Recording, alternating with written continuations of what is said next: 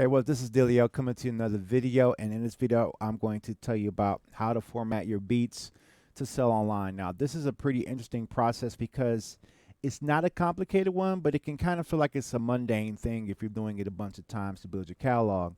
So let's go to the screen. So you see I got a FL, well, not FL Studio, obviously this is MPC, but you can also see that I have my website up with BeatStars right there on the screen.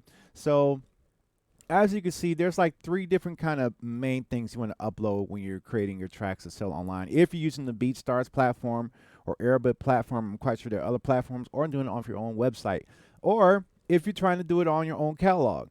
So the first thing you want to do is that you want to upload a tagged MP3 file right here. So this way, if they don't mind buying a tagged MP3 file, or you want to create like a free track that you can download on BeatStars, you can do that right here with the free tagged option right there, or the MP3 right there. Now, what I like to do is kind of give people options. If you want the cheapest one and you want to use just an MP3 file, you can do that. But now I also got the tagged or the untagged WAV file. This is a little bit of a higher quality thing right there. So once you rendered the full song length as an MP3 file with a tag in it, say somebody wants to buy it without a tag in it. So you can do it like this. You can go to untagged and upload a WAV file, take the tag out, upload that. And then also what you want to do is upload your track stems in case somebody wants to buy an exclusive or buy a premium lease. So what you do is you render all your tracks out, every individual sound right there, so that the engineer of the person who buys that track can then mix the song in a way that caters more to that person's needs. So that's why you render track stems right there. So obviously, let me just kind of break that down on the MPC world. So if you go into File and Export as a audio mix down right there, you can see that I have options here. I got a WAV file right there. I could select my bit depth and my sample rate. You can select if you want separate programs or separate tracks on there.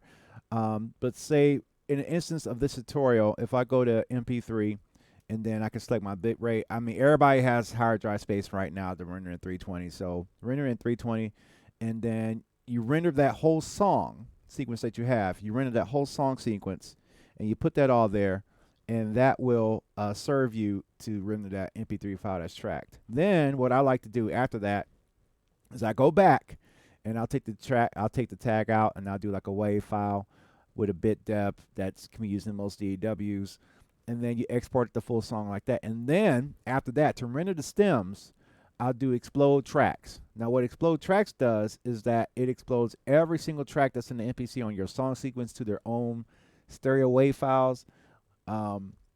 Side note on that, if it's two separate if it's like a mono drum sound, I don't know why you want to render it in stereo. That is a little pet peeve I have about mixing stems on MPC, is that I don't need every single track. Maybe I got mono tracks, there's only mono data there, and all you're getting is a stereo output right there. And then some DAWs will take that mono track and make it stereo anyway. So at the end of the day, we have an abundance of hard drive space, so it doesn't hurt, but it's just a little pet peeve of mine.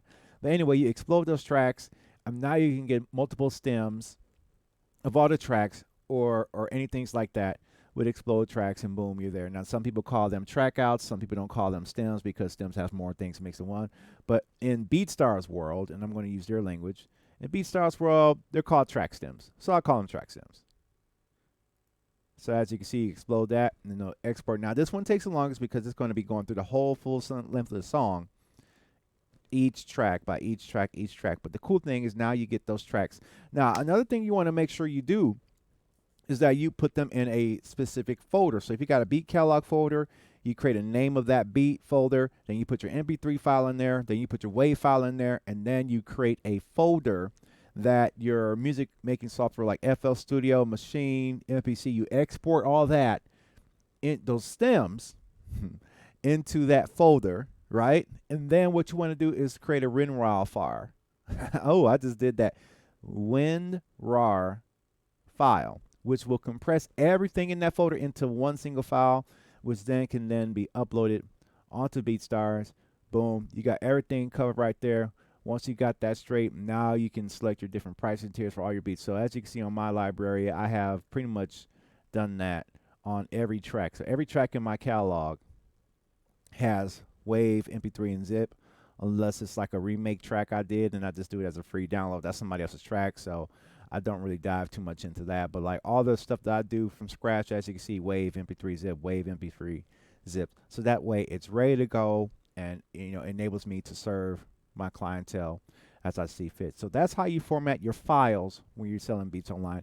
Hope this helped. If you like this type of content, make sure you subscribe. Let me know what you'd like to know more about selling beats online. We could talk about it, and I'll see you on the next video. I'm Delio. Subscribe to the channel, DelioT2K.com, and check out my products at DelioT2K.com. All right, I'm out of here.